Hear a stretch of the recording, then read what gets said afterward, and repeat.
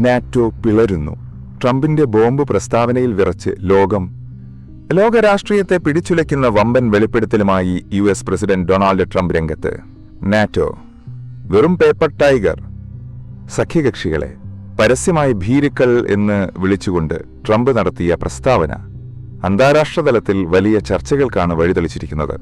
എന്താണ് യഥാർത്ഥത്തിൽ സംഭവിച്ചത്? ഇറാനുമായുള്ള യുദ്ധം കൊടുമ്പിരിക്കൊണ്ടിരിക്കെ ഇസ്രായേലുമായി ചേർന്ന് US നടത്തിയ നീക്കത്തിൽ ഇറാന്റെ 50ഓളം കപ്പലുകൾ തകർത്തതായി ട്രംപ് അവകാശപ്പെട്ടു. എന്നാൽ ഇതിനു പകരമായി ഇറാൻ ഹോർമുസ് കടലിടുക്ക് പൂർണ്ണമായും അടച്ചു. ലോകത്തിലെ എണ്ണ വ്യാപാരത്തിന്റെ നട്ടെല്ലായ ഈ പാത അടഞ്ഞതോടെ ആഗോളതലത്തിൽ എണ്ണവില കുതിച്ചുയരുകയാണ്. ട്രംപിനെ ചൊടിപ്പിച്ചതെന്ത്? ജർമ്മനിയും ഇറ്റലിയും അടക്കമുള്ള യൂറോപ്യൻ രാജ്യങ്ങൾ എണ്ണവില വർധനവിൽ പരാതിപ്പെടുമ്പോഴും കടലിടുക്ക് തുറക്കാനായി യുദ്ധക്കപ്പലുകൾ അയക്കാൻ തയ്യാറാകുന്നില്ല. പകരം മധ്യേഷ്യയിൽ ഉടൻ വെടിനിർത്തൽ വേണമെന്നാണ് അവരുടെ ആവശ്യം. ഇതോടെയാണ് അമേരിക്കയുടെ സൈനിക കരുത്തില്ലെങ്കിൽ നാറ്റോ ഒന്നുമല്ല എന്ന് ട്രംപ് ആഞ്ഞടിച്ചത്. ഇനി എന്ത് സംഭവിക്കും? പതിറ്റാണ്ടുകളായി പാശ്ചാത്യ രാജ്യങ്ങളുടെ സുരക്ഷാ കവചമായിരുന്ന നാറ്റോ ഇന്ന് അതിന്റെ ചരിത്രത്തിലെ ഏറ്റവും വലിയ പ്രതിസന്ധിയിലാണ്.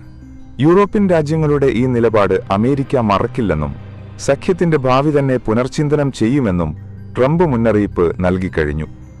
ലോകം മറ്റൊരു വലിയ സാമ്പത്തിക സൈനിക പ്രതിസന്ധിയിലേക്കാണോ നീങ്ങുന്നത്?